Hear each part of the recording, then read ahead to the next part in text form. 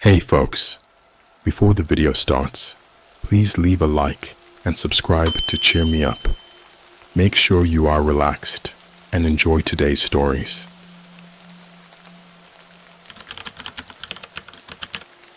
The government agent who tried to silence me.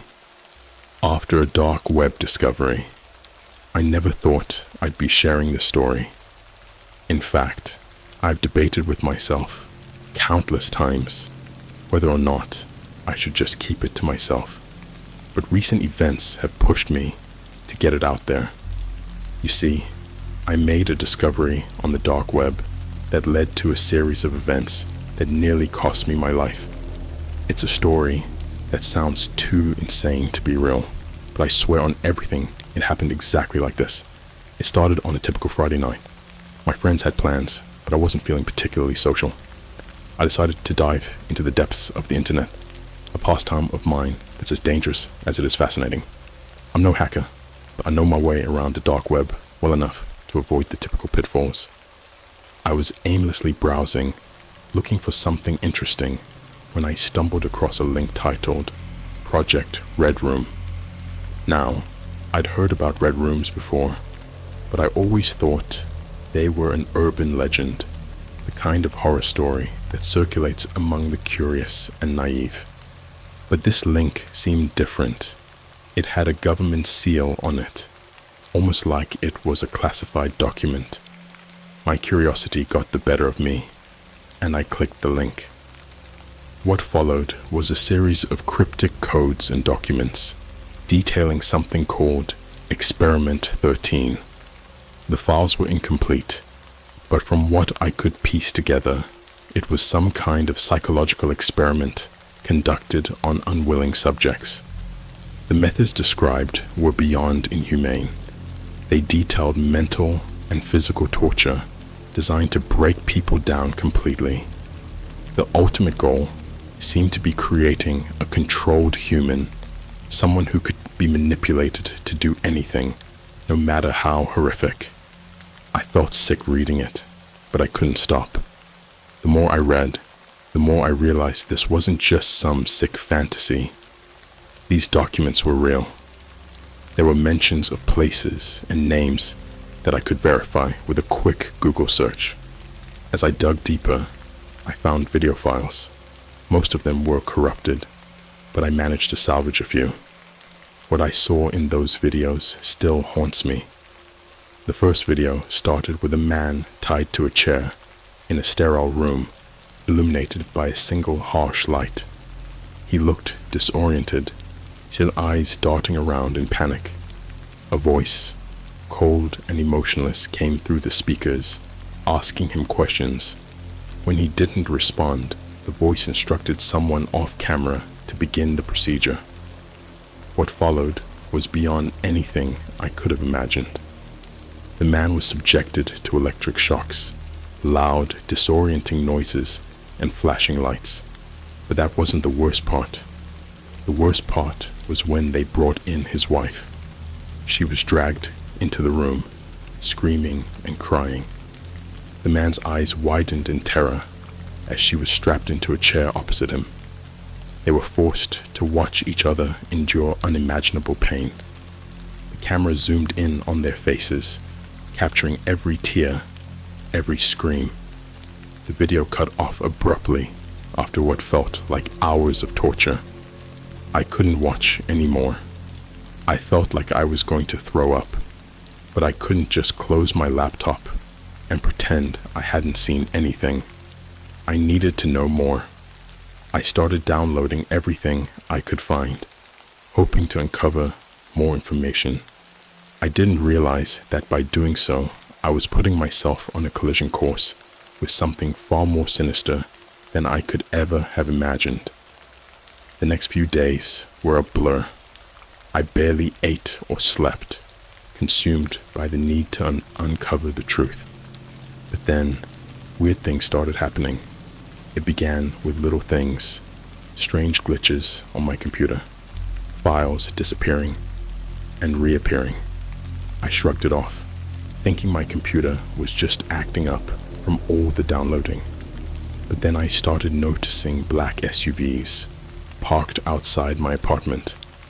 At first, I thought I was being paranoid, but one night, as I was coming home from the grocery store, I saw one of the SUVs again. This time, there was no mistaking it. A man in a black suit was sitting in the driver's seat, watching me. Our eyes met, and he gave me a chilling smile before driving off. I tried to convince myself it was just a coincidence, but deep down, I knew I had crossed a line. That night, I received a call from an unknown number. When I answered, there was a brief silence before a voice spoke. "You've seen too much. Delete everything and forget you ever found it." The line went dead. I was shaking. Who the hell was that? How did they get my number? My mind was racing, but I knew one thing for sure. I was in danger. I packed a bag and decided to crash at my friend Alex's place for a few days. I didn't tell him the full story, just that I needed to lay low for a while. The next morning, Alex's place was broken into. Luckily, we weren't there at the time, but it was clear someone was looking for me. That's when I decided to go to the police. I showed them the documents I had downloaded and explained everything that had happened. They looked at me like I was crazy, but they took my statement and promised to look into it. I felt a bit safer after that, thinking that if anything happened to me, at least there would be a record. But that feeling didn't last long.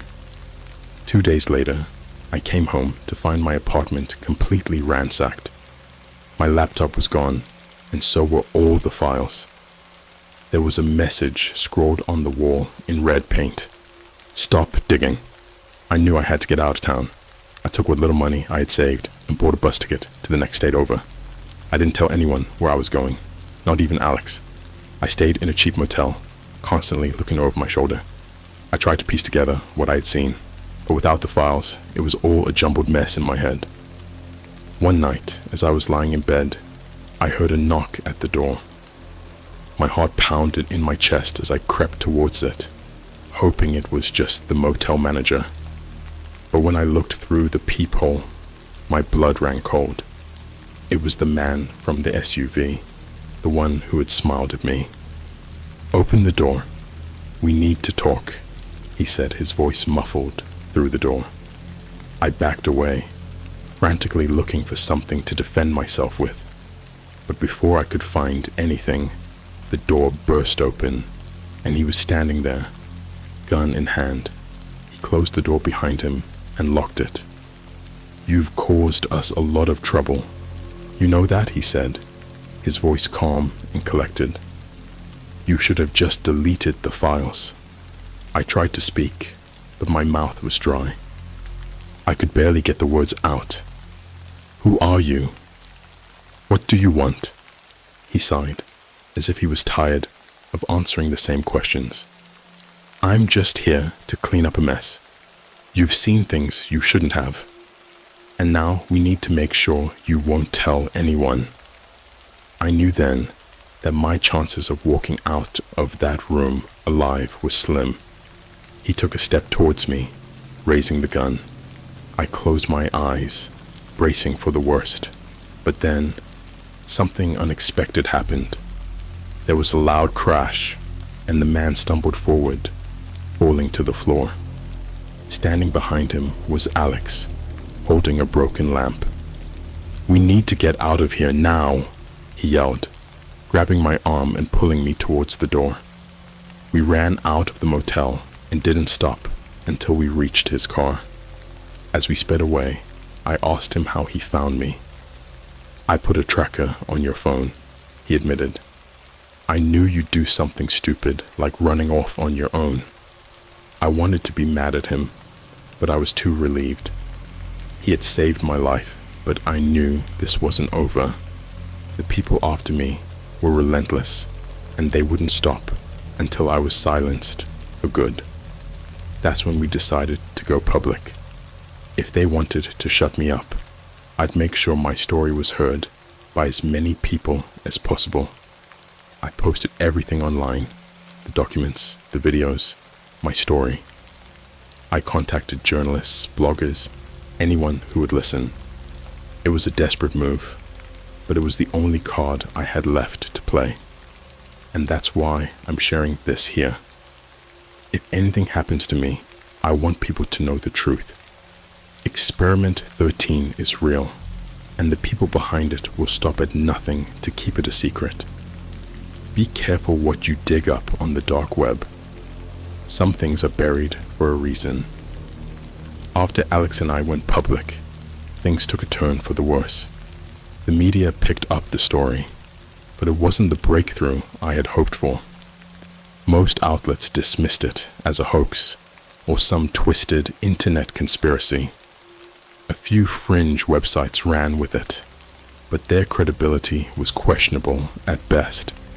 I felt like I was screaming into the void, but at least the story was out there. I hoped that if enough people knew, it would make it harder for them to come after me. But hope is a dangerous thing. The following days were a nightmare. Alex and I moved constantly, never staying in one place for more than a night. We switched phones, used cash for everything, and avoided any place with cameras.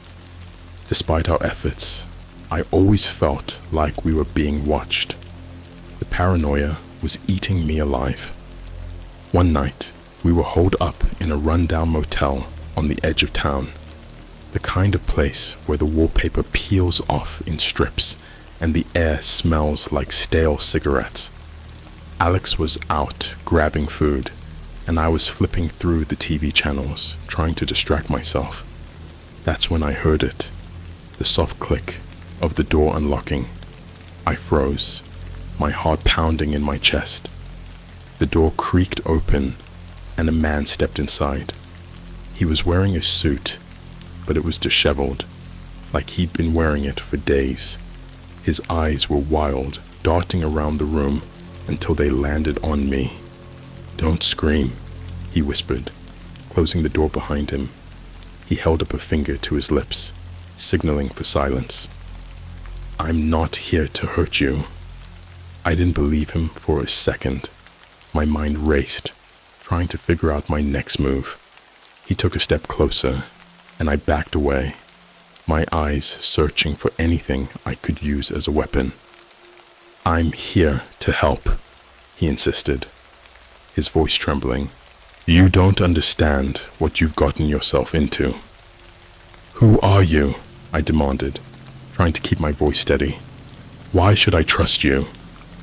He ran a hand through his hair, clearly agitated. "My name is Thomas. I used to work for them, the people behind Experiment 13. I couldn't take it anymore. I had to get out." I narrowed my eyes, unsure whether to believe him. "Prove it." He reached into his pocket and pulled out a flash drive. "This has everything you need. Names, locations, evidence. It's all there. But you need to be careful. They're watching us right now." As if on cue, the window shattered and a canister rolled into the room, spewing thick, acrid smoke. I coughed, my eyes watering as I tried to find Thomas through the haze. He grabbed my arm and pulled me towards the bathroom, slamming the door shut behind us. "They're here," he gasped, fumbling with the flash drive. "We need to get out of here now." I grabbed my bag and followed him out the bathroom window, my lungs burning from the smoke. We ran through the back alley, ducking behind dumpsters and abandoned cars. I could hear footsteps behind us, the sound of our pursuers closing in. Thomas led me to a nearby parking lot where an old beat-up car was waiting. We jumped in and he peeled out, tires screeching as we sped away. My heart was still racing, adrenaline coursing through my veins. I glanced at him, trying to process everything that had just happened. "What now?" I asked, my voice shaky. He handed me the flash drive. "Now we expose them. For real this time." We drove for hours, putting as much distance between us and the motel as possible. Eventually, we found a diner off the highway and stopped to regroup. Over greasy burgers and stale coffee, Thomas told me everything. He had been a government agent, recruited straight out of college for his tech skills. At first, it seemed like a dream job. High pay, top secret projects, the works. But then, he was assigned to Experiment 13. He was horrified by what he saw, but felt trapped. Leaving wasn't an option. The people in charge made sure of that. So he played along, all the while collecting evidence, waiting for the right moment to expose them. That's why I came to you, he explained. When I saw your story online, I knew I had to reach out. You're already a target. You might as well go all the way. It was a lot to take in, but I knew he was right. I couldn't live the rest of my life on the run, looking over my shoulder. We needed to take them down, once and for all. We found an internet cafe in a quiet town and started uploading the contents of the flash drive. It took hours, the progress bar inching forward, painfully slow. I kept expecting the door to burst open, for them to come crashing in, but it didn't happen. Finally, the upload completed, and we sent the files to every major news outlet, every journalist we could think of. We posted it on every social media platform, every forum, and then we waited. The response was immediate and overwhelming. Within hours, the story went viral. The evidence was undeniable. Names, dates, locations, all laid bare for the world to see. Experiment 13 was trending worldwide, and the public outcry was deafening. Investigations were launched. Arrests were made. For the first time in months, I felt a glimmer of hope. But the fight wasn't over. As we watched the news unfold from our motel room, Thomas received a text message. He looked at his phone, his face going pale. "What is it?" I asked, dreading the answer. He handed me the phone. The message was simple. "We're coming for you." We packed our things and left. Immediately, as we drove on into the night, I couldn't shake the feeling that this was far from over.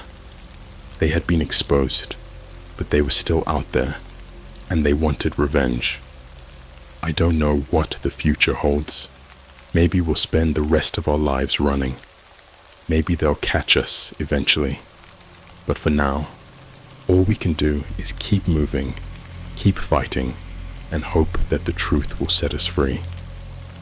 Thomas and I spent the next few weeks bouncing from place to place, never staying anywhere long enough to leave a trace. Every time we thought we had found a safe spot, something would spook us, and we'd be back on the road. The constant running was wearing us down, and the paranoia was becoming unbearable.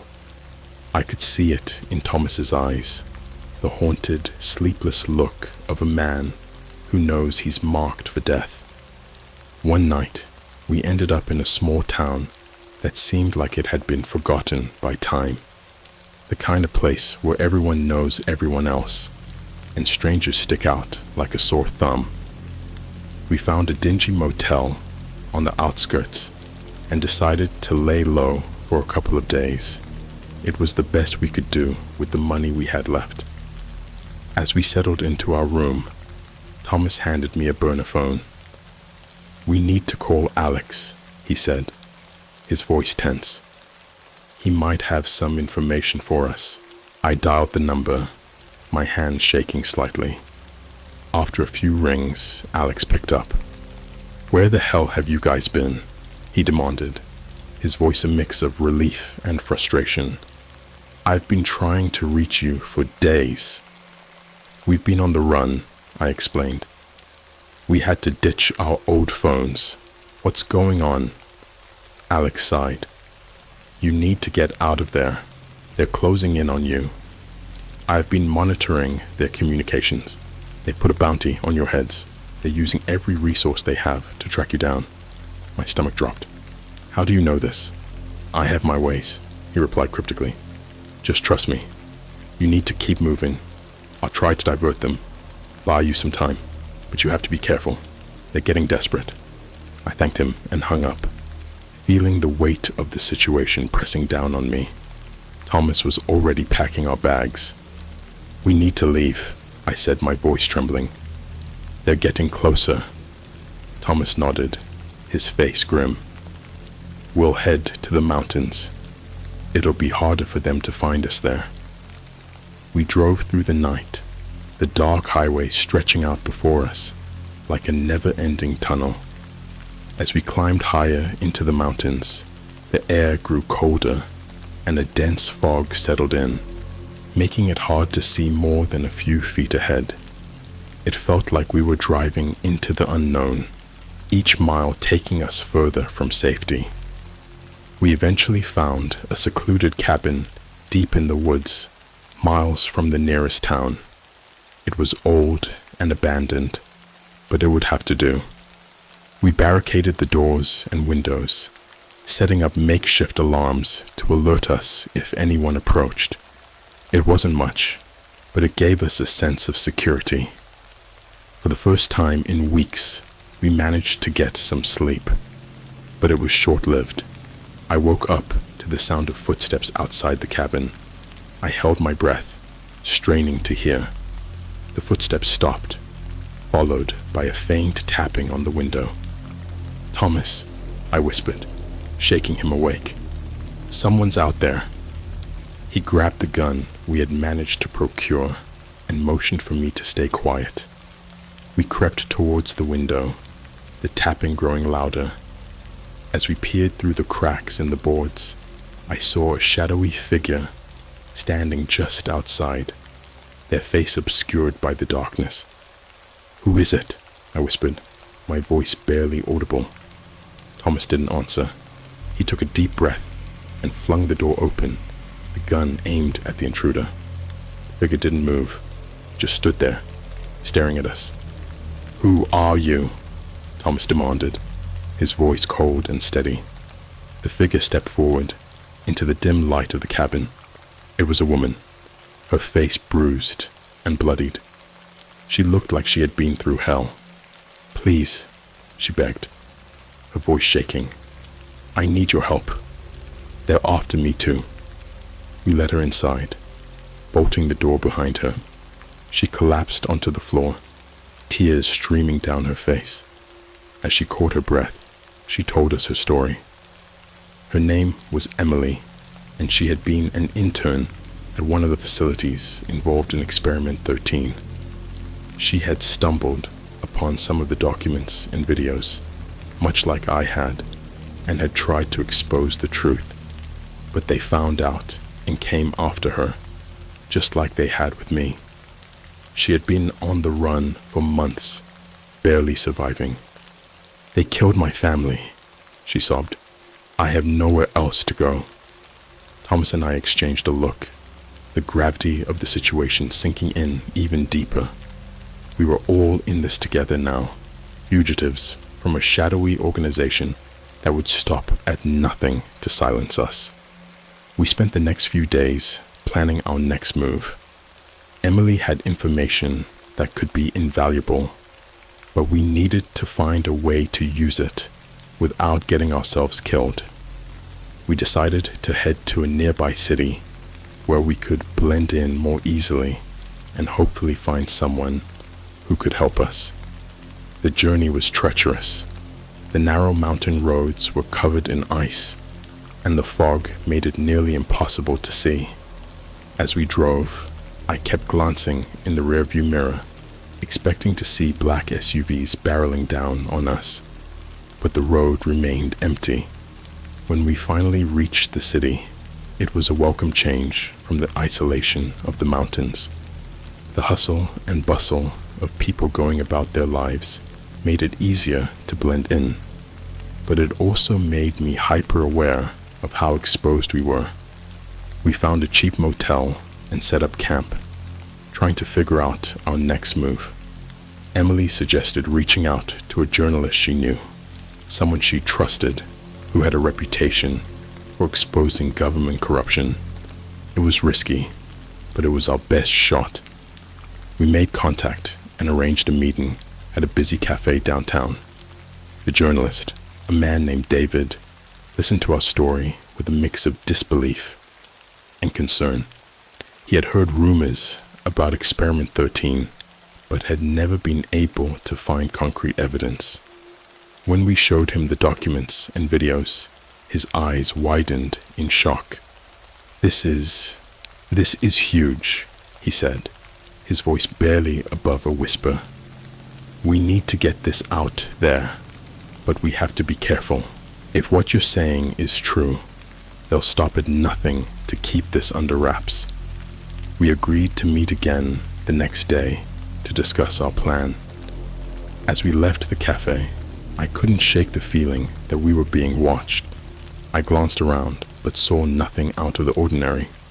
Still, the sense of unease lingered. That night, I couldn't sleep. Every noise, every shadow seemed like a threat.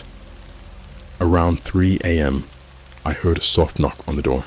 My heart skipped a beat. I nudged Thomas awake, and we both approached the door cautiously. "Who is it?" Thomas called out, his voice low and tense. "It's David," came the whispered reply. "We need to talk. It's urgent." We opened the door, and David slipped inside, looking more agitated than before. "They're on to us," he said, his voice shaking. "I saw them following me after our meeting. We need to go public now, before they can shut us down." Panic surged through me. What do we do? David took a deep breath. We live stream everything.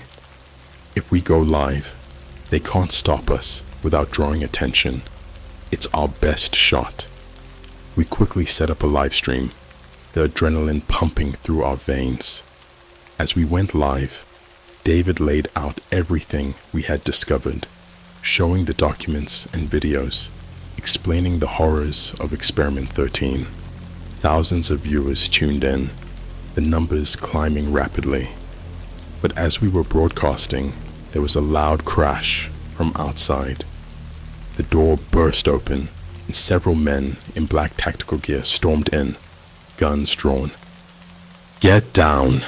one of them shouted, aiming his weapon at us. I hit the floor, my heart pounding in my chest. This was it. They had found us. But then, something unexpected happened. The live stream continued, capturing everything. The viewers saw the men storming in, heard the shouts and threats. The comments exploded with outrage and disbelief. The men hesitated, realizing the situation had spiraled out of their control. One of them barked into a radio, "Abort! Abort! We're live!" In the chaos, David managed to grab the camera and kept the feed going, broadcasting the entire raid. The world was watching, and there was no way to cover it up now. The men retreated, disappearing into the night. We were left shaken but alive. The live stream had saved us, exposing the truth in a way they couldn't silence. But I knew it wasn't over.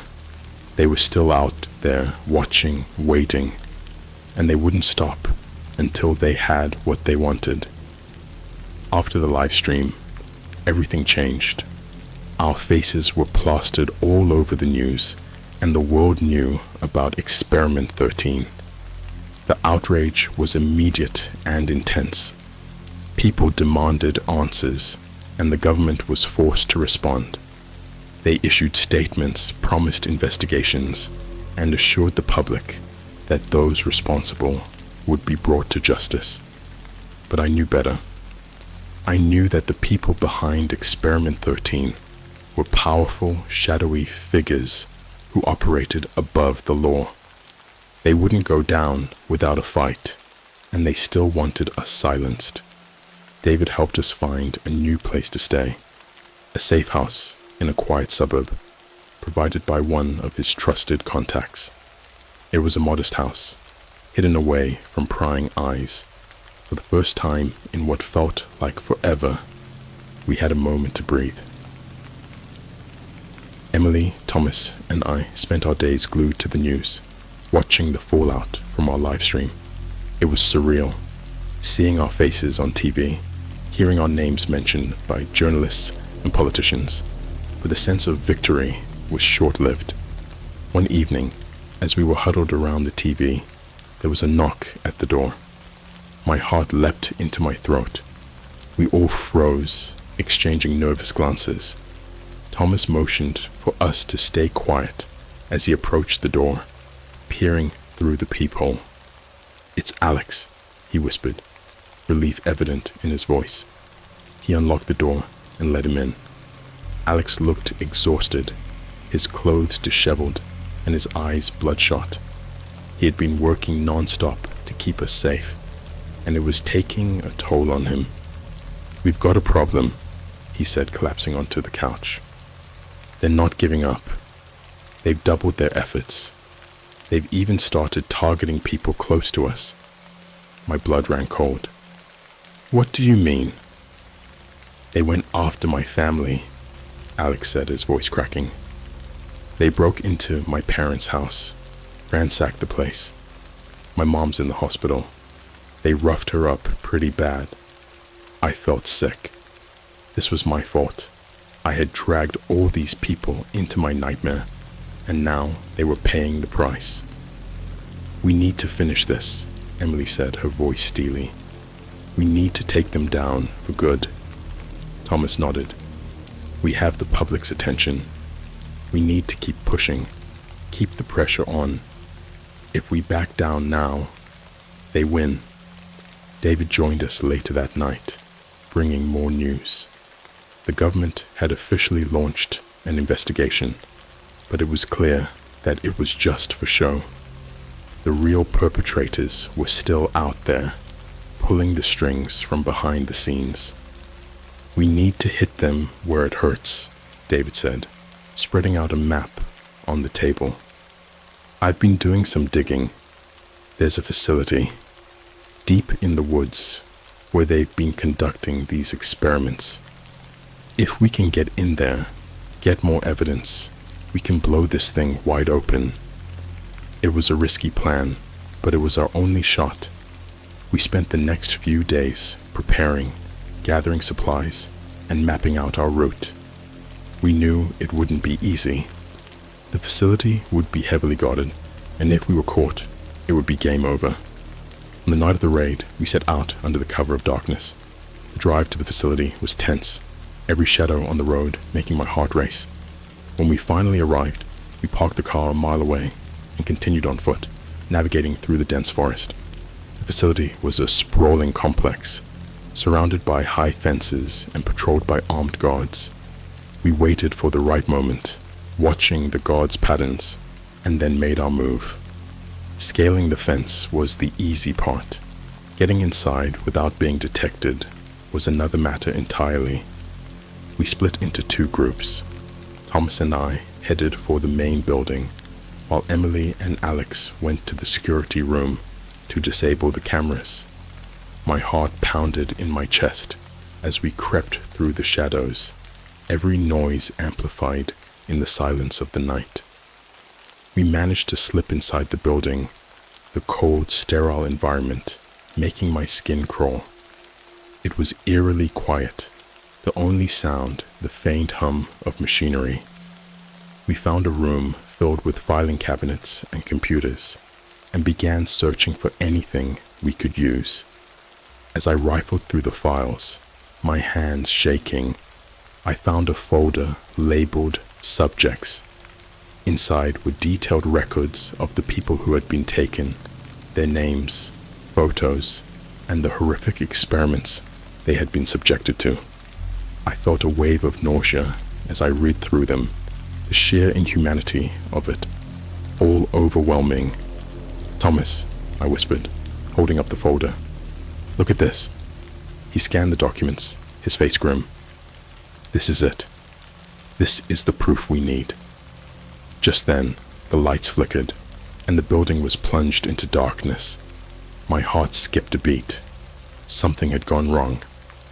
"Emily, Alex, come in," Thomas hissed into the radio. There was no response. We grabbed the files and made our way back to the entrance. moving as quickly and quietly as we could. As we rounded a corner, we came face to face with a guard. Before I could react, Thomas lunged at him, knocking him out cold. We continued on, my nerves on edge. When we reached the security room, the door was ajar. Inside, Emily and Alex were frantically trying to get the power back on.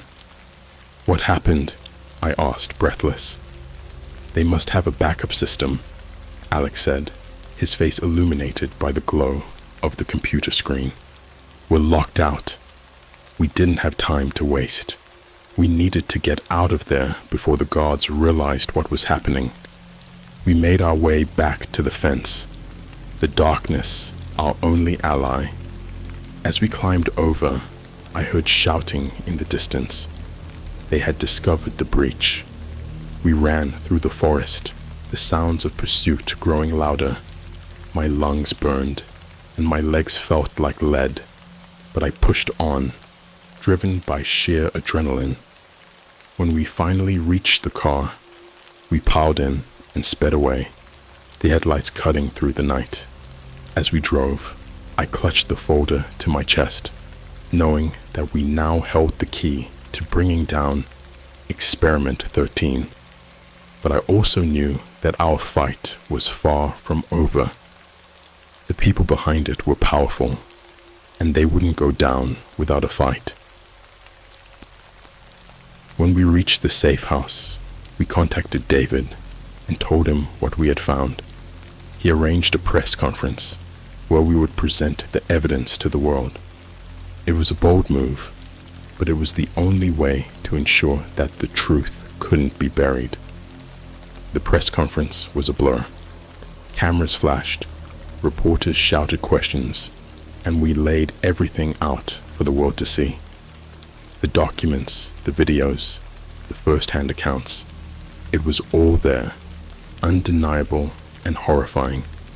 The public reaction was immediate and furious. Protests erupted, demanding justice for the victims of Experiment 13. The government was forced to take action, launching a full-scale investigation and arresting several high-ranking officials. But as the dust settled, I couldn't shake the feeling that it wasn't over. The real masterminds were still out there, watching, waiting for their chance to strike back. We had won a battle, but the war was far from over. After the press conference, things moved quickly. The evidence we presented was too damning to ignore, and the public outcry forced the government to take swift action.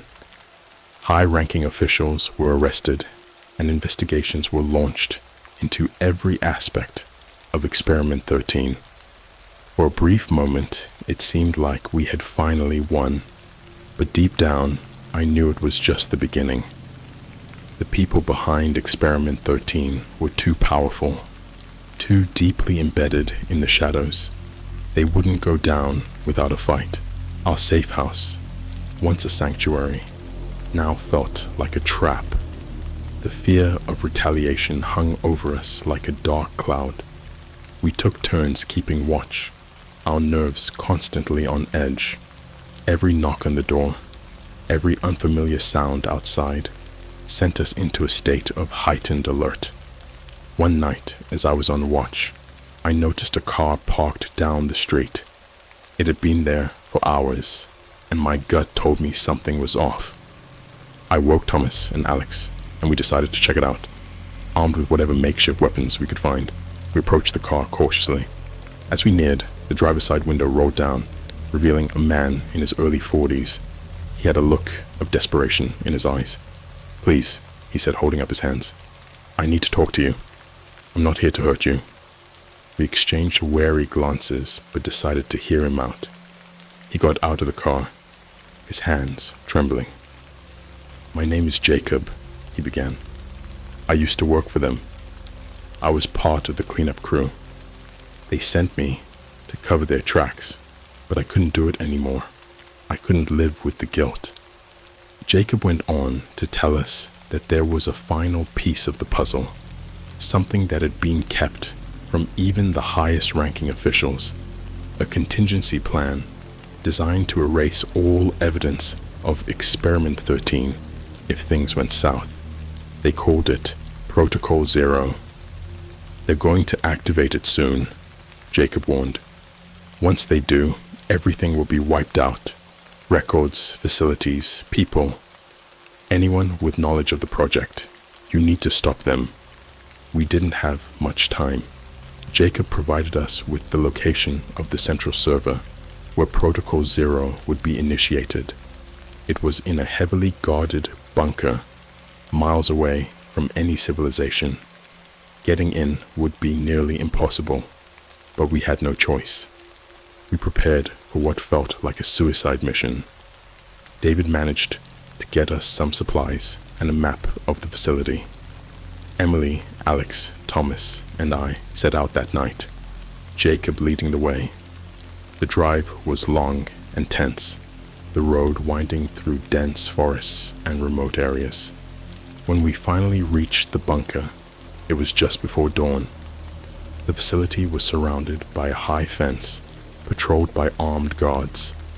We parked the car a mile away and continued on foot, moving silently through the trees. As we approached the fence, Jacob handed us wire cutters. We managed to create an opening and slip through, our hearts pounding in our chests.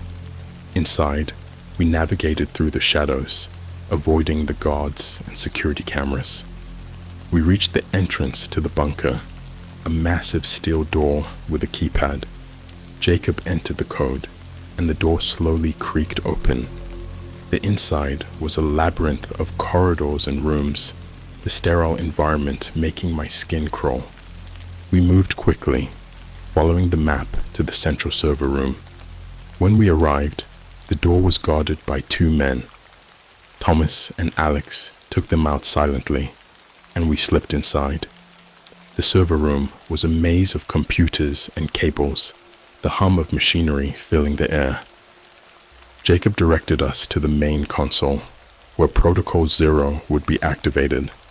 Emily and I worked frantically to hack into the system, our hands shaking with adrenaline. "We don't have much time," Jacob said, glancing at his watch. "They'll notice the guards are missing soon." Finally, we broke through the security and accessed the mainframe. The screen displayed a countdown timer, just minutes away from activation. We disabled the protocol and downloaded all the remaining files, securing the last pieces of evidence. But our victory was short-lived. An alarm blared, and red lights flashed throughout the facility. They knew we were here. "We need to move, now!" Thomas shouted. We grabbed the drives and bolted for the exit. As we ran through the corridors, guards swarmed in from all sides. We fought our way through, the sounds of gunfire and shouts echoing off the walls. When we finally burst out of the bunker, dawn was breaking. We sprinted for the fence, bullets whizzing past us. Just as we reached the car, a bullet grazed my arm, the pain searing through me. "Go! Go!" I screamed, clutching my arm as we sped away. We drove for hours, not stopping until we were sure we had lost them. When we finally felt safe enough to pull over, we took stock of our injuries. Alex had a nasty cut on his leg, and Emily's face was bruised, but we were alive. We handed the files over to David, who immediately began disseminating the information. This time, there was no denying the truth. The evidence was irrefutable, and the public backlash was fierce. The people behind Experiment 13 were arrested, and the project was dismantled for good. But the scars remained. The nightmares, the paranoia, the constant feeling of being watched, those would never go away. We had won, but at a great cost. Emily, Thomas, Alex, and I went our separate ways, trying to rebuild our lives. We stayed in touch, bound by the shared trauma of our ordeal. But the world had changed for us, and there was no going back to the way things were. As I sit here, writing this, I still can't believe it's over. The fear, the uncertainty, the constant danger, it's all behind me now. But I know one thing for sure. I'll never stop looking over my shoulder, never stop being vigilant. Because even though Experiment 13 is gone, the shadows that created it still linger, waiting for their next opportunity to strike. And I'll be ready. This is my story. This is the truth. Be careful what you dig up, because some secrets are buried for a reason.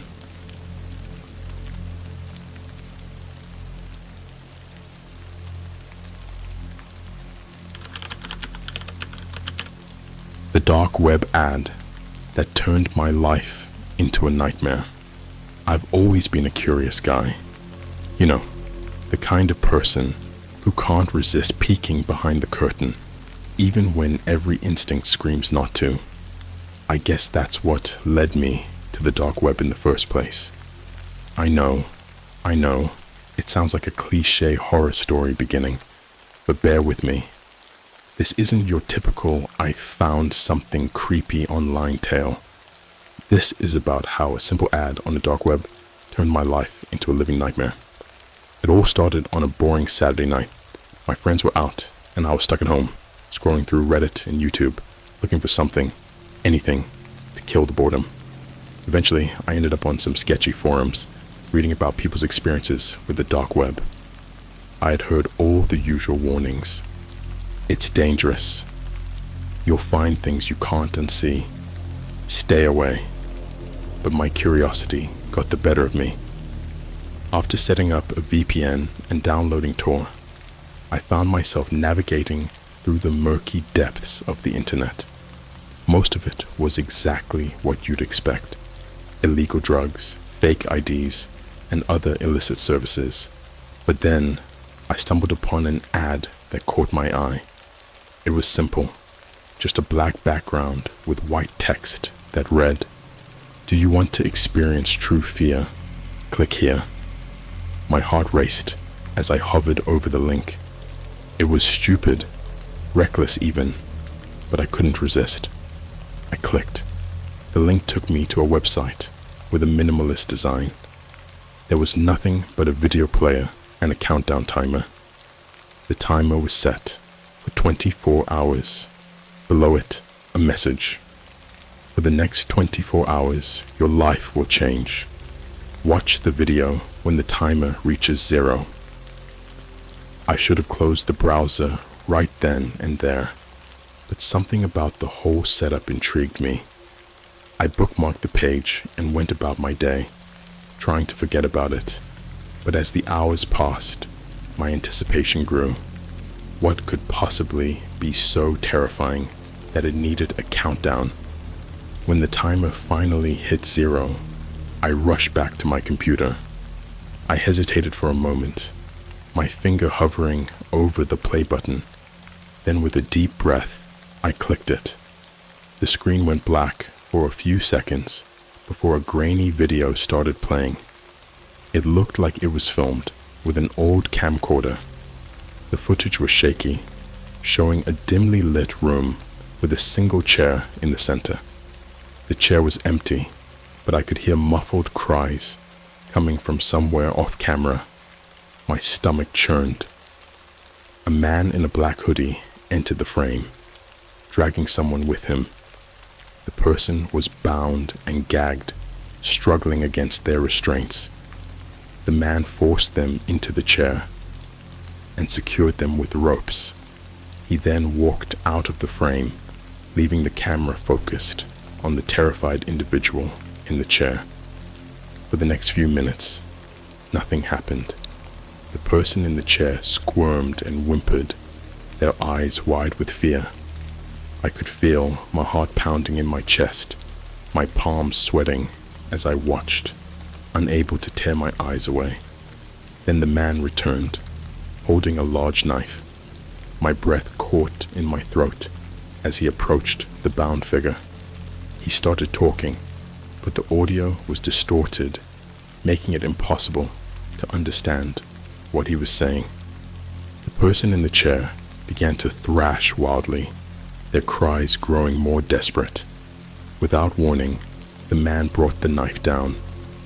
I won't go into the gory details, but it was the most horrific thing I've ever witnessed. Blood sprayed across the screen as the bound figure's screams reached a deafening pitch. I felt sick, my stomach turning, as I watched in morbid fascination. The video cut to black again, and a new message appeared on the screen. "Welcome to your nightmare. Your address has been logged. We are coming." Panic set in immediately. I slammed my laptop shut and backed away from the desk, my mind racing. Had I just been pranked? Was this some elaborate hoax to scare curious idiots like me? But the fear in that person's eyes, it had looked so real. I spent the rest of the night in a paranoid frenzy, checking the locks on my doors and windows repeatedly. I barely slept, jumping at every little noise. By morning, I had convinced myself that it had to be a sick joke. There was no way anyone could have my address, right? As the days went by, I tried to put the whole experience behind me, but the sense of unease lingered. Then about a week later, I received a package in the mail. There was no return address, just my name written in neat block letters. My hands trembled as I opened it. Inside was a single item, an old battered VHS tape. No label, no markings, nothing. I didn't even own a VHS player, but curiosity got the better of me again. I borrowed one from a friend and popped the tape in. The screen flickered to life, showing the same room from the video I had watched online. The same chair, only this time it wasn't empty. My blood ran cold as I realized who was sitting in it. It was me. The video showed me, bound and gagged, struggling in the chair. My own eyes stared back at me, wide with terror. The man in the hoodie appeared again, knife in hand, and the screen went black. A new message appeared. "We're closer than you think." I ripped the tape out of the player and threw it across the room, my heart pounding so hard I thought it might burst out of my chest. How was this possible? How could they have footage of me when I had never been in that room? Fear took over my life. I stopped going out, stopped answering my phone, and barely slept. Every creak of the house, every shadow, filled me with dread. I couldn't escape the feeling that I was being watched, that at any moment the man from the video would appear and finish what he had started. I called the police, but without any tangible proof, they couldn't do much. They chalked it up to a prank and told me to be careful. But I knew this was no prank. This was real. And it was only just beginning. The days following the VHS tape incident were a blur of paranoia and fear. I couldn't shake the feeling of being watched, like eyes were constantly on me. Every little sound made me jump. Every shadow seemed to hide some lurking menace. I started to wonder if I was losing my mind. My friends noticed my change in behavior. They tried to get me to go out, to act normal, but I couldn't. I was too terrified. I confided in my closest friend, Mike, about what had happened. At first, he was skeptical, but the genuine fear in my eyes convinced him that something was seriously wrong. Mike suggested we install security cameras around my house. He thought that if we could catch whoever was doing this, we could take the footage to the police and finally get some real help. Desperate for any solution, I agreed. We spent the better part of a day setting up cameras in every room, every corner of my house.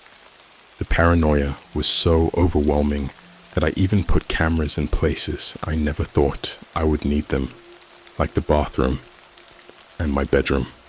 I didn't care about privacy anymore. I just wanted to feel safe. That night, I watched the feeds obsessively, hoping to catch a glimpse of my tormentor. But the hours ticked by and nothing happened. No strange figures, no ominous noises, just the usual creaks and groans of an old house. Just when I was starting to think it was all in my head, my phone buzzed with a notification from one of the cameras. It was the one in my bedroom. I switched to the feed, my heart pounding in my chest. There, standing at the foot of my bed, was the man in the black hoodie. I froze, my blood turning to ice. He was just standing there, staring directly at the camera, as if he knew I was watching. His face was obscured by the hood, but I could feel his eyes on me, piercing through the screen. Then he moved, slowly, deliberately. He walked over to my bedside table and placed something on it. It was a small rectangular object. I squinted at the screen, trying to make out what it was, but the resolution wasn't high enough. The man turned back to the camera, lifted a hand and waved. A slow, mocking wave that sent chills down my spine. Then he walked out of the frame, disappearing into the darkness. I didn't sleep at all that night. As soon as the sun came up, I rushed to my bedroom to see what he had left. My hands were shaking as I picked up the object. It was a USB drive. I plugged it into my computer, my heart pounding in my ears. There was only one file on it, a video. I hesitated for a moment before clicking play. The video started with static, then cut to footage of me sleeping. It was taken from the camera in my bedroom, the same one I had installed the day before. The timestamp showed that it had been recorded just a few hours earlier. I watched in horror as the man in the hoodie entered the frame. He stood over my sleeping form for what felt like an eternity, just watching. And then he reached into his pocket and pulled out a syringe. My blood ran cold as I watched him inject something into my arm. I didn't even stir. The video cut to black. Then a new message appeared. "You're ours now." I felt a wave of nausea wash over me. What had he injected me with? What was going to happen to me? I frantically searched my arm for any sign of a needle mark, but there was nothing. No pain, no bruising, nothing. I called Mike, my voice trembling as I explained what had happened. He rushed over, and together we went through the footage again. He was just as horrified as I was. "We need to go to the police," Mike said, his face pale. "This is proof. They can't ignore this." But a part of me knew it wouldn't be that simple. These people, whoever they were, had already proven they could get to me any time they wanted. Going to the police might just make things worse. But what choice did I have? Reluctantly, I agreed. We gathered all the footage and drove to the nearest police station. The officers listened to our story, their expressions a mix of skepticism and concern. They took the USB drive and promised to look into it, but I could tell they didn't believe us. It was too far-fetched, too much like a horror movie plot. Days turned into weeks, and still, nothing happened.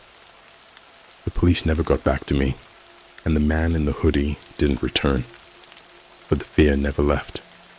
Every night, I slept with one eye open, waiting for the next nightmare to begin. Then, one morning, I woke up to find a new package on my doorstep. My blood ran cold as I picked it up, knowing without a doubt who it was from. Inside was another VHS tape, along with a handwritten note, "You can't escape." By now, my life had devolved into a never-ending cycle of fear and paranoia. I couldn't function normally anymore. I stopped going to work, isolated myself from friends and family, and rarely left the house. The terror of not knowing when or where these people would strike next consumed me. Reluctantly, I played the new VHS tape. The footage was similar to the first, but this time it showed a different location. It was an old, abandoned warehouse. The camera panned around, revealing a series of rusted metal tables, broken equipment, and dark stains on the concrete floor. The air seemed thick with dust and decay. The man in the hoodie stepped into frame, dragging another bound and gagged victim. My stomach churned as I recognized the person. It was Mike. His eyes were wide with terror, and muffled screams escaped through the gag. "No," I whispered, my voice shaking. "No, no, no." The man forced Mike into one of the metal chairs and tied him down. Then he looked directly at the camera and spoke for the first time. His voice was distorted, but the words sent a chill down my spine. "This is what happens when you try to escape. Watch closely, because you're next." What followed was a scene of unimaginable horror. The man tortured Mike methodically and brutally, as if he were performing some twisted ritual. Blood splattered the walls, and Mike's screams echoed in my mind long after the video ended. I broke down, sobbing uncontrollably. My best friend was dead, and it was all my fault. If I hadn't dragged him into this nightmare, he might still be alive. But there was no time for guilt. I knew I was next, and I had to find a way out. Desperation drove me to do something I never thought I would do. I reached out to the very people I had been avoiding, the dark web community. I posted on several forums explaining my situation and begging for help. Most responses were unhelpful or mocking, but one user, going by the handle Ghost Runner, seemed genuinely concerned. Ghost Runner claimed to have experience dealing with similar situations. He offered to help me, but warned that it wouldn't be easy. According to him, these people operated like a cult, with members in high places. They thrived on fear and control, and the only way to escape was to disappear completely. With no other options, I agreed to follow Ghost Runner's instructions. He guided me through the process of erasing my digital footprint, ditching my phone, and creating a new identity. It was a long shot, but I had to try. Over the next few days, I meticulously followed Ghost Runner's advice. I destroyed my old electronics, changed my appearance, and even moved to a different city. It felt like I was living someone else's life, but the fear of being found kept me going. For a while, it seemed to work. I settled into my new routine, always looking over my shoulder, but slowly starting to believe that maybe, just maybe, I had escaped. The nights were still filled with nightmares, but at least I was free. Then one evening, as I was walking home from my new job, I felt a prick on my neck. Before I could react, everything went black. I woke up in a dark, cold room. My hands and feet were bound, and a gag muffled my screams. The smell of blood and decay filled the air, and my heart pounded in my chest. I knew where I was. The man in the hoodie stepped into the light, his face obscured as always. He walked over to a table covered in various implements of torture and picked up a large serrated knife. "Welcome back," he said, his voice sending shivers down my spine. "Did you really think you could escape?" I thrashed against my restraints, but it was no use. The man approached, the knife glinting in the dim light. He lifted it to my face, and I felt the cold metal against my skin. "This is just the beginning," he whispered. "Your nightmare is far from over." When I came to, I was in a hospital bed. The sterile smell of disinfectant and the steady beeping of machines greeted me. My body ached all over, and I could feel the bandages wrapped around my limbs and torso. A nurse entered the room, her face lighting up when she saw me awake. She called for the doctor, who arrived shortly after, followed by a police officer. They asked me a barrage of questions, but I could barely focus. My mind was clouded with pain and fear. Eventually, I managed to piece together what had happened. A passerby had found me unconscious and bleeding in an alley and had called for help. The doctor said I was lucky to be alive. The police were less optimistic. They were still investigating, but without any leads, they couldn't do much. I stayed in the hospital for several weeks, recovering from my injuries. During that time, I was constantly on edge, expecting the man in the hoodie to show up at any moment, but he never did. It was like he had vanished, leaving me to deal with the aftermath of his terror. Once I was discharged, I was placed under witness protection. The authorities finally believed my story, especially after the tapes and the evidence of my abduction. They relocated me to a new city, gave me a new identity, and promised to keep me safe. For a while, it seemed to work. I started seeing a therapist to deal with the trauma, and slowly, I began to rebuild my life. But the fear never left. Every shadow, every unexpected noise sent me into a panic. I knew he was still out there, watching, waiting. One night I woke up to find a figure standing at the foot of my bed. My heart stopped, and I screamed, but the figure didn't move. As my eyes adjusted to the darkness, I realized it was just a coat hanging on a chair. I let out a shaky breath and tried to calm down, but sleep eluded me for the rest of the night. The following morning, I found a note slipped under my door. It was written in the same neat block letters as the ones from before. You can run, but you can't hide.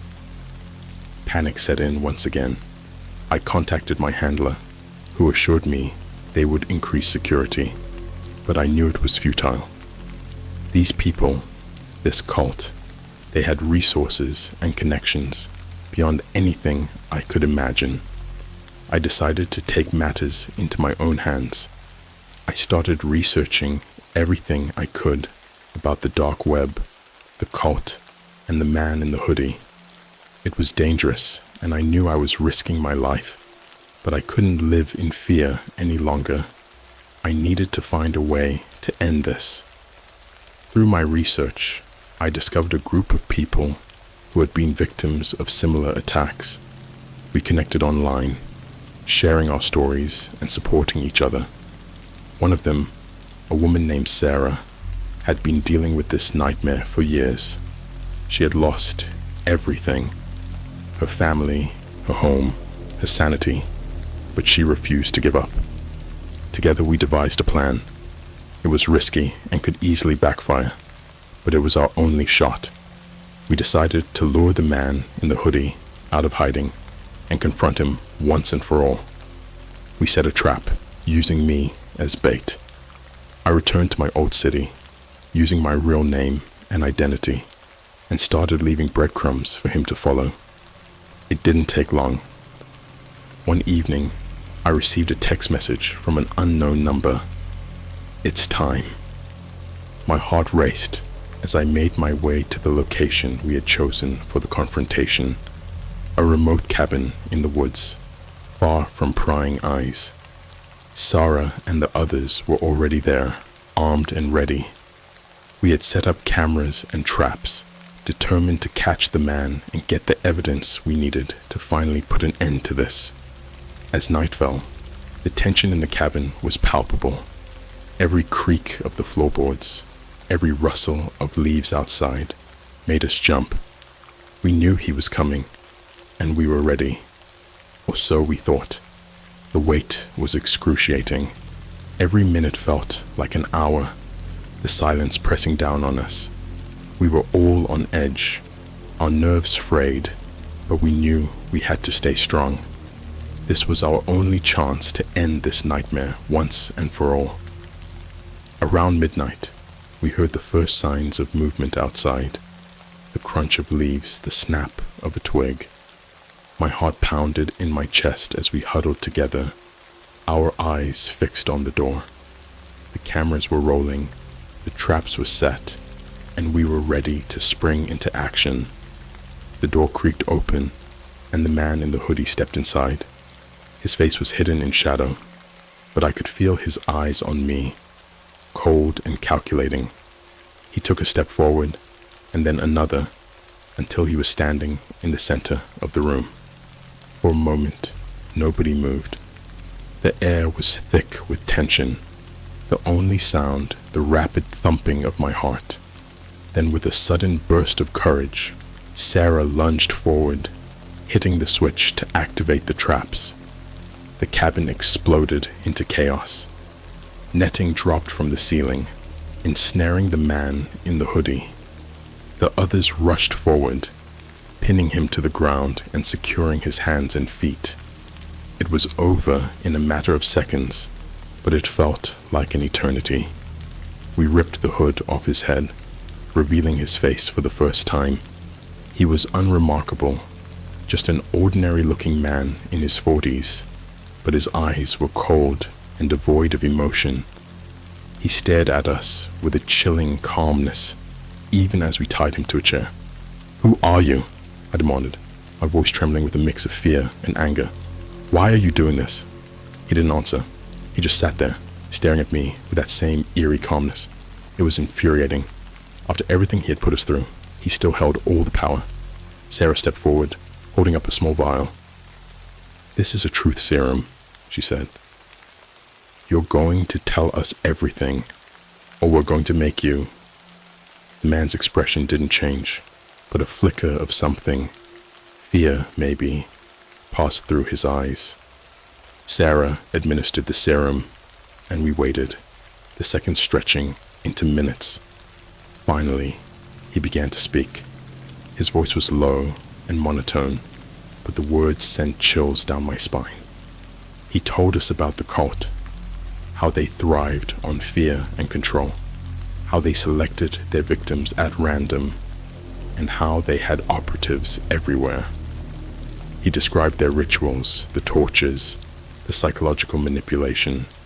It was worse than any of us had imagined, but there was more. He revealed that he wasn't acting alone. There were others, watching and waiting, ready to continue the cycle of terror. He described a network so vast and intricate that it seemed impossible to dismantle. We recorded everything, knowing that this was the evidence we needed to take to the authorities. But even as he spoke, a sense of dread settled over me. We might have caught one of them, but the cult was still out there, lurking in the shadows, ready to strike again. When he finished talking, we called the police. They arrived quickly, taking him into custody and promising to investigate the cult. It was a small victory, but it felt hollow. We had won the battle, but the war was far from over. In the weeks that followed, the authorities cracked down on the cult, arresting several high-ranking members and dismantling their operations. It was a relief, but the scars of what we had been through remained. I still couldn't sleep without nightmares, and every shadow still made me jump. Sarah and I stayed in touch, supporting each other as we tried to rebuild our lives. We knew we had to stay vigilant, to watch out for each other, because the cult's reach was long and their thirst for fear unending. Even now, as I write this, I can't shake the feeling of being watched. The man in the hoodie might be gone, but the fear he instilled in me will never truly disappear. I keep my doors locked, my windows barred, and my phone within reach at all times. Because in the back of my mind, I know that the nightmare isn't over. It's just waiting for the right moment to begin again.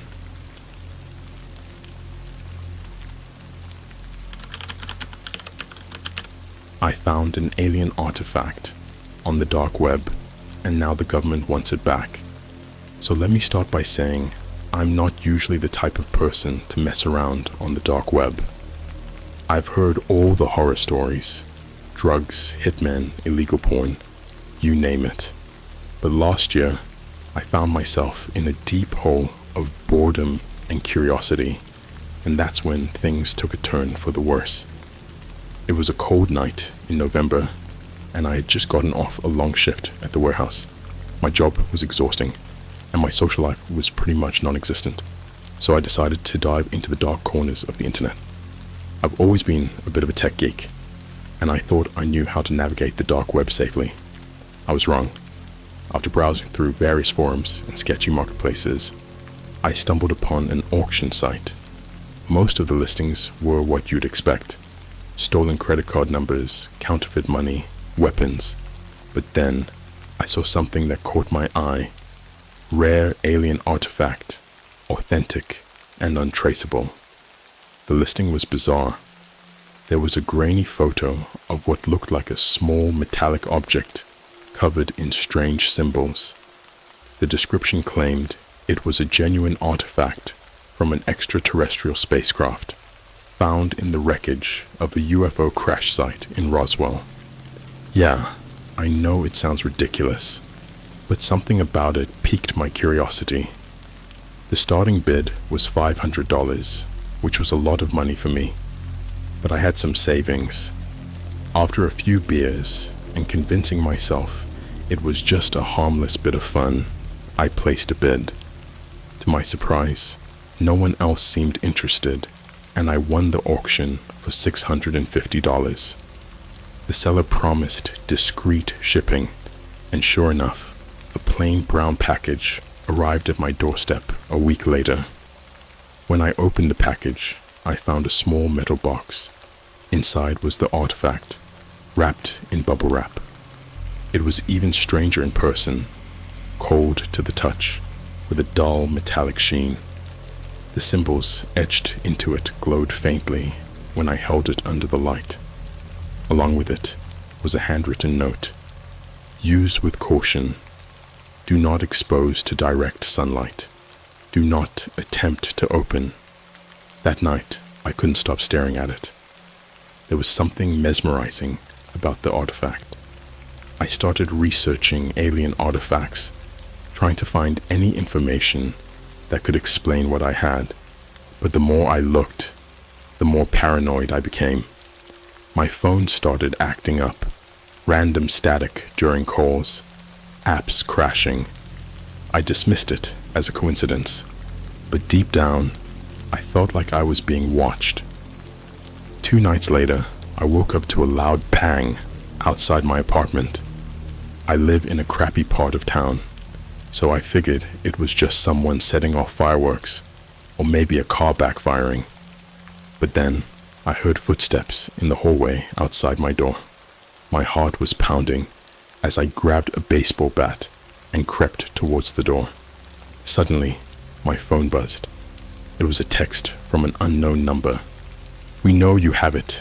Return it, and we won't harm you." I felt a chill run down my spine. Who were we? How did they know about the artifact? I didn't know what to do. My mind was racing, and I decided to ignore the message, thinking it was some sort of prank. That was a mistake. The next day, I noticed a black SUV parked across the street from my building. I thought it was just my imagination, but then I saw it again the day after. The men inside were always wearing sunglasses, never leaving the car, just watching. By now, I was genuinely scared. I tried to contact the seller, but the auction site had disappeared. No trace of it anywhere. I was stuck with this artifact and a growing sense of dread. I couldn't sleep, couldn't eat. My paranoia was eating me alive. A week later, things escalated. I came home to find my apartment trashed, papers scattered everywhere, furniture overturned, but the artifact was still there, untouched. It was like they wanted me to know they could get to me anytime they wanted. I decided to stay at a friend's place for a while, but the SUV followed me there too. I felt like I was going insane. Then came the breaking point. I woke up in the middle of the night to find a man standing at the foot of my bed. He was tall, dressed in black, with a blank, emotionless face. He didn't say a word, just stood there, staring at me. I couldn't move, couldn't scream. It was like my body was paralyzed. The man reached into his pocket and pulled out a syringe. That's when everything went black. I woke up hours later, in my own bed, sweating and shaking. The man was gone, but the artifact was lying on my chest. Another note was beside it. Last warning, return it or suffer the consequences. I knew I had to get rid of it, but how? I couldn't just throw it away. I needed to find out what it was, why they wanted it so badly. That's when I decided to reach out on Reddit, hoping someone, anyone, could help me understand what was happening. But even now, as I type this, I can feel eyes on me, watching, waiting for my next move. Please, if anyone has any advice, I'm desperate. I don't know how much longer I can keep this up. I'm scared for my life and I don't know who to trust. For the next few days, I felt like a ghost in my own life. The paranoia had taken over. Every time I left my apartment, I could feel eyes on me, even if there was no one around. I stopped going to work, convinced that if I left, I'd come back to find my place destroyed again, or worse.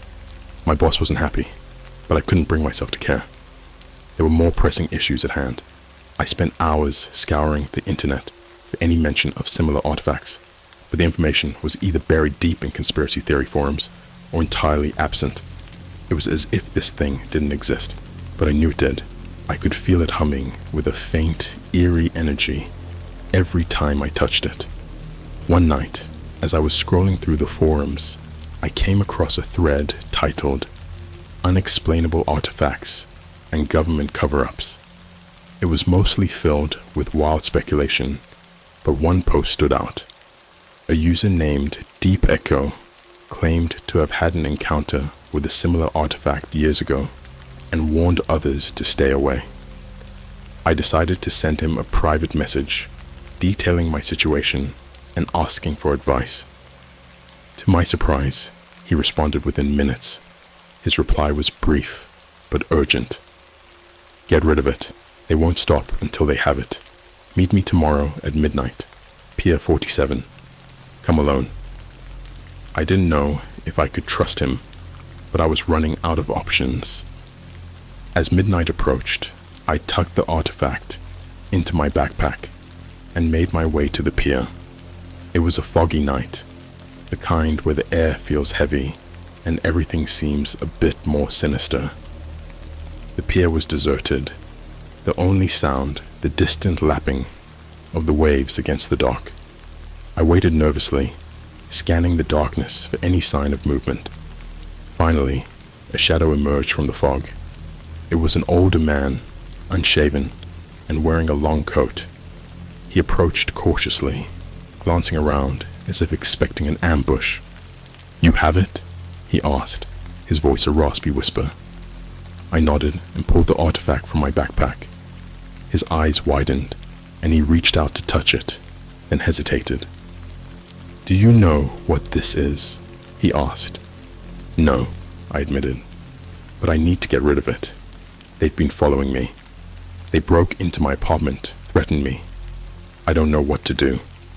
He sighed and rubbed his forehead. "This is bad. Worse than you think. That artifact isn't just some alien trinket. It's a key, a piece of technology that could change everything we know about the universe. The government has been trying to cover up its existence for decades. They want it back because it holds the potential for immense power or destruction." A chill ran down my spine. "So what do I do? How do I get rid of it?" "Destroying it isn't an option," he said grimly. It's virtually indestructible. The only way to be free of it is to hide it somewhere. They'll never find it. But that's easier said than done. As we spoke, I noticed movement in the fog. Figures slowly closing in on us. "We're not alone," I whispered. He glanced around, eyes wide with fear. "Damn it! They found us! Run!" Without another word, we sprinted down the pier. I could hear the heavy footsteps of our pursuers behind us. We ducked into an alleyway, trying to lose them, but they were relentless. My heart was pounding so hard, I thought it might burst. Suddenly, Deepecho shoved me into a small hidden doorway. "Hide here. Don't come out until it's safe," he ordered before slamming the door shut. I crouched in the darkness, holding the artifact tightly. Minutes felt like hours as I listened to the muffled sounds of a struggle outside. Then silence. I waited, hardly daring to breathe, until I heard a familiar voice. "You can come out now," Deepecho said, though his voice was weak. I emerged to find him leaning against the wall, blood seeping from a wound in his side. "We don't have much time," he gasped. "They'll be back. You need to leave the city. Find somewhere remote. Hide the artifact and never look back." I helped him to his feet, feeling a pang of guilt for dragging him into this. "What about you?" He shook his head. "I'll be fine. Just go. And remember, trust no one." With that, I fled. I didn't have a plan, just an overwhelming urge to get as far away as possible. I drove for hours, not stopping until I reached a small, rundown motel in the middle of nowhere. Exhausted and terrified, I collapsed onto the bed, clutching the artifact like a lifeline. That night, my dreams were filled with nightmares, visions of alien landscapes, shadowy figures, and a sense of impending doom. When I woke up, I knew I couldn't keep running forever, but for now, it was all I could do to stay one step ahead. I spent the next few days in that dingy motel, jumping at every noise, peering out the window at every passing car. My nerves were shot. Every creak of the floorboards, every distant murmur of conversation felt like the prelude to an attack. I didn't dare to use my credit card, fearing it could be traced. Cash was running low, and my options were dwindling. One evening, as the sun dipped below the horizon, casting long shadows across the room, I heard a knock on the door. My heart leapt into my throat. I grabbed the baseball bat I had brought with me and approached the door cautiously. "Who is it?" I called out, trying to keep my voice steady. "Housekeeping," a muffled voice replied. I wasn't expecting anyone. I hadn't requested any service. I tightened my grip on the bat and slowly opened the door, keeping it chained. Standing outside was a young woman in a motel uniform, holding a stack of towels. Her eyes were wide, darting around nervously. "Sorry, I didn't order any housekeeping," I said, trying to sound casual. She leaned in closer and whispered urgently, "You need to leave. Now. They know you're here." My blood ran cold. I unchained the door and let her in, quickly closing it behind her. "Who are you?" I demanded. "My name's Sarah," she said, glancing around the room. "I'm with Deepecho. He sent me to help you." "How do I know I can trust you?" I asked, my paranoia flaring up again. She pulled up her sleeve to reveal a small tattoo of a symbol that matched the one on the artifact. "I'm part of the resistance. We're trying to keep these artifacts out of the wrong hands." I sighed with relief, but didn't lower my guard. "What do I do now?" "We need to move fast," she said. "I have a safe house a few miles from here. It's off the grid. We'll be safe there, at least for a while." I didn't have much choice. I packed my things, including the artifact, and followed her out to a beat-up old truck parked around the back of the motel. We drove in silence, the tension between us palpable. Every so often, she would glance in the rearview mirror, as if expecting to see headlights trailing us. Finally, we pulled up to a small cabin in the middle of the woods. It was run down, but sturdy looking. Sarah led me inside and locked the door behind us. "This place has been off the radar for years," she explained. "No internet, no cell service. They shouldn't be able to track us here." The cabin was sparsely furnished, but there was a bed, a kitchenette, and a small bathroom. It felt almost homely, a stark contrast to the nightmare I had been living. Over the next few days, Sarah and I talked a lot. She told me about the Resistance, a group of people dedicated to exposing the truth about extraterrestrial life and the government's efforts to suppress it. She had been recruited by DiPecho years ago after stumbling upon classified documents while working as an intern at a government agency. "Why are these artifacts so important?" I asked one night as we sat by the fireplace. "They're pieces of advanced technology," she explained. "Each one holds a part of a larger puzzle. Together, they could unlock secrets that would change the course of humanity. Free energy, interstellar travel, cures for diseases. But in the wrong hands, they could also be used as weapons of unimaginable power." I shuddered at the thought. "So what do we do?" "First, we need to make sure you're safe," she said. "Then we need to find the others. There are more artifacts out there, and the Resistance is working to collect them before the government does." For a while, it seemed like we might actually be safe. But one night, I woke up to the sound of glass shattering. I bolted upright, my heart racing. Sarah was already on her feet, a look of sheer terror on her face. "They found us," she whispered. I grabbed the artifact and followed her out the back door, just as men in black tactical gear burst through the front. We ran into the woods, the cold night air biting at our skin.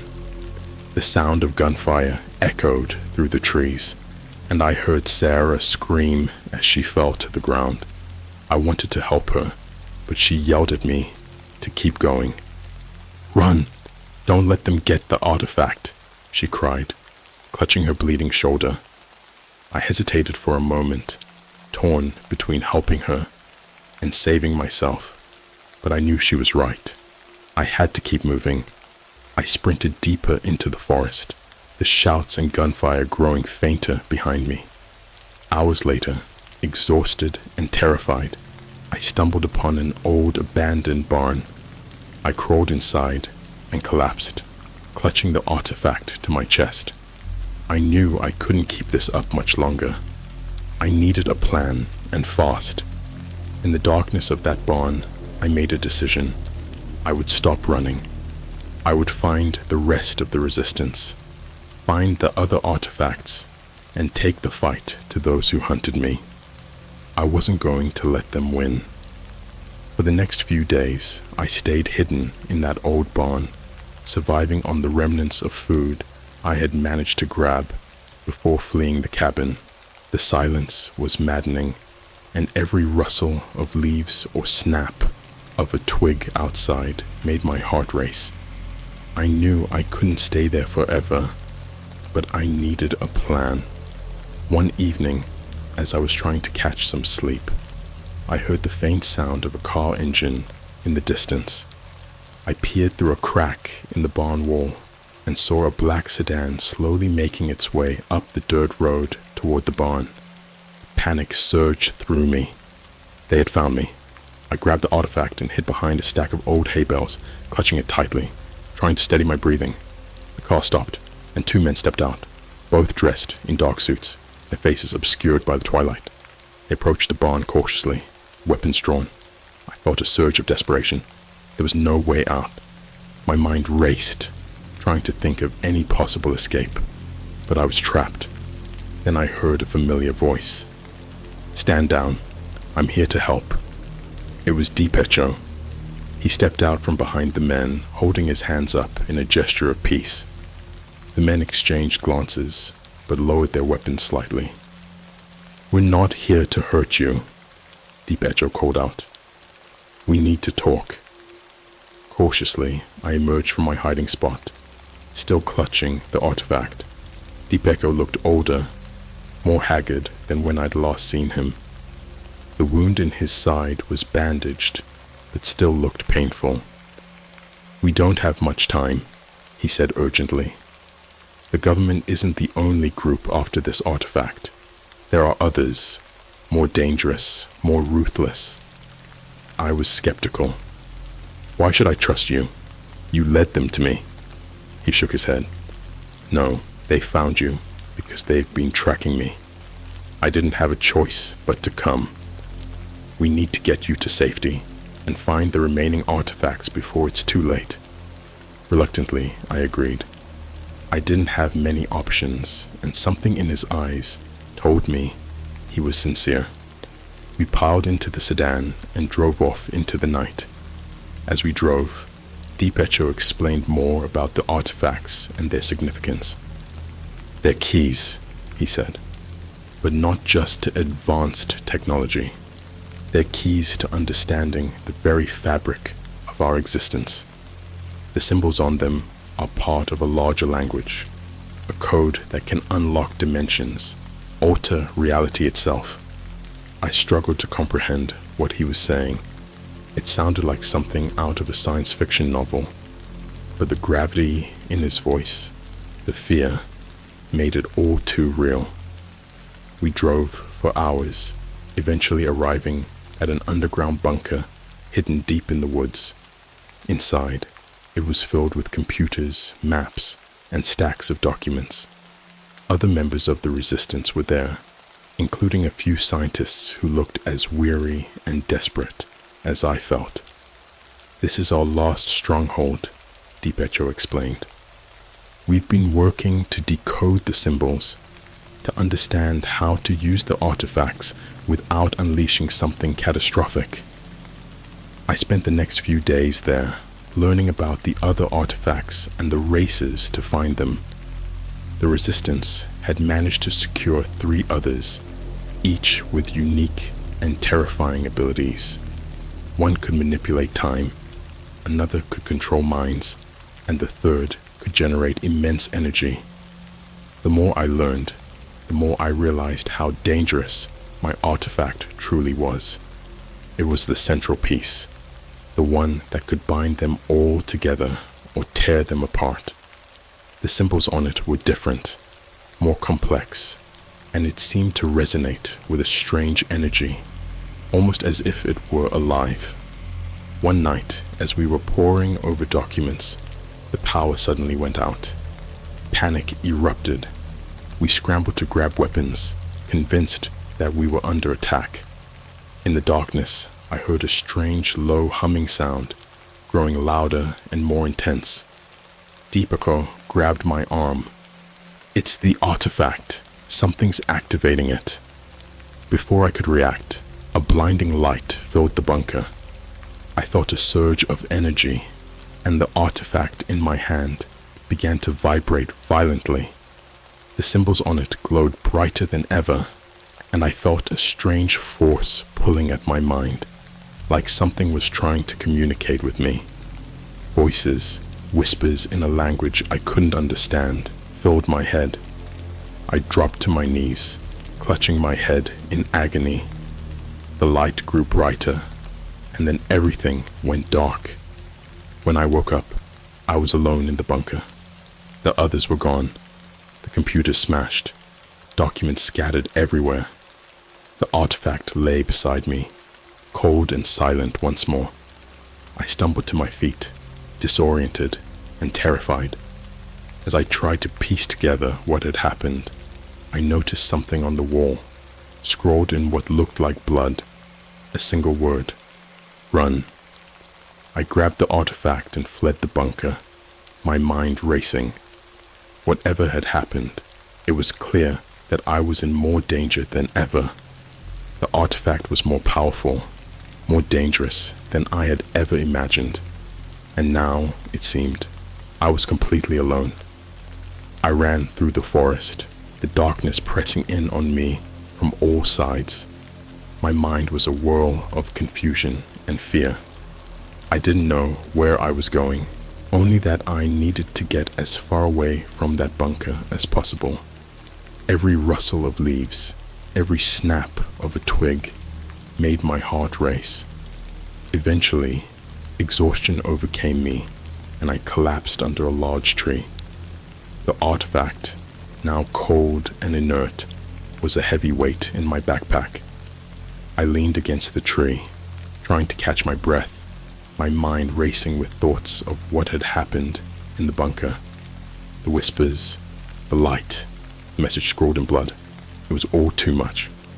As dawn broke, I forced myself to move. I needed to find help, but I couldn't risk going to the authorities. I had no idea who I could trust. The resistance was gone, probably dead or captured, and I was alone.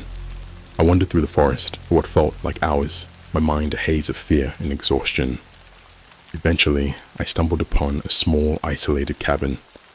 It looked abandoned, but I decided to take my chances. I needed to rest, to figure out my next move.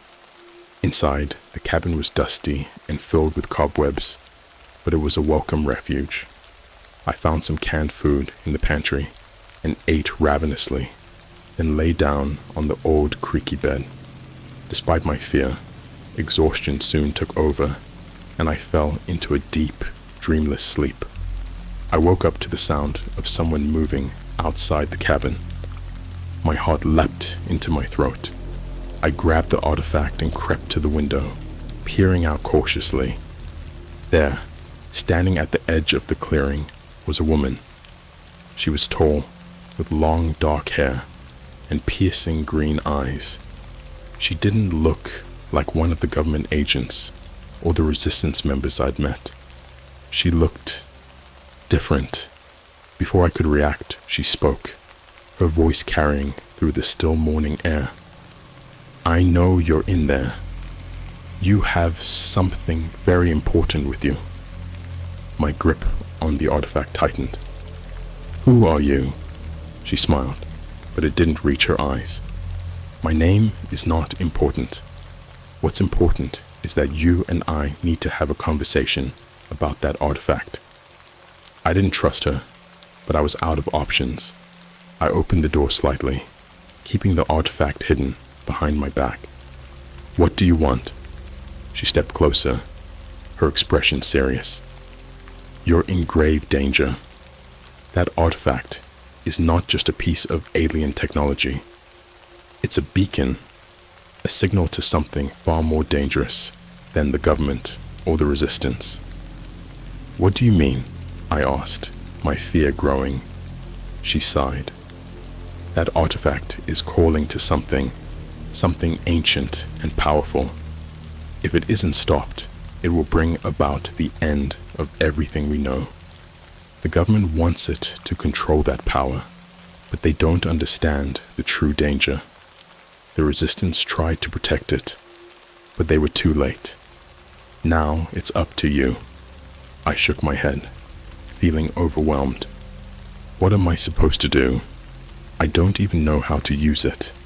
She stepped closer, her eyes locking onto mine. "You don't need to use it. You need to destroy it." I was stunned, but Deep Echo said it was indestructible. "Nothing is truly indestructible," she said. "There's a way, but it's risky. The artifact must be taken to a place of pure energy, a place where its power can be neutralized. There's an old military facility, long abandoned, that has what we need, but getting there won't be easy." I didn't have much choice. It was either trust this mysterious woman or keep running until they caught me. "All right," I said, "let's do it." The journey to the facility was harrowing. We moved mostly at night, avoiding roads and sticking to the forests. The woman, who finally told me her name was Lila, seemed to know her way around every hidden path and secret route. I couldn't help but wonder how she knew so much, but I didn't dare ask. As we neared the facility, I felt the artifact growing warmer, almost as if it was aware of what was about to happen. The air around us seemed to hum with energy, and I felt a growing sense of dread. The facility was a massive, dilapidated structure, half buried in the earth and overgrown with vegetation. Lila led me inside, through dark, winding corridors, to a large circular chamber. In the center was a massive machine, long dormant, but still humming with residual energy. "This is it," she said. "Place the artifact in the center of the machine. It will do the rest." My hands trembled as I approached the machine. The artifact seemed to pulse in my grip, almost as if it was alive. I placed it in the designated spot and stepped back.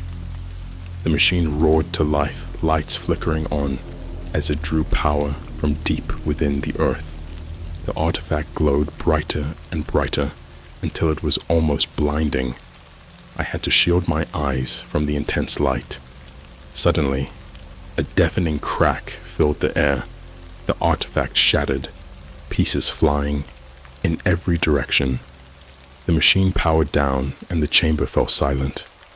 I turned to Lila, who looked relieved. "It's done. The signal is gone. You're free." I felt a weight lift from my shoulders, but I knew it wasn't over. "What happens now?" She smiled, a genuine smile this time. "Now, you live your life. The government will keep searching, but they won't find anything. The resistance will regroup, and you start over." As I walked out of the facility, the morning sun rising over the horizon, I felt a strange sense of peace. The artifact was gone, the nightmare over, but I knew I would never forget the events that had led me here. I had found an alien artifact on the dark web, and it had almost cost me everything, but now I had a chance to start anew, to live without fear. And that, I realized, was the greatest gift of all.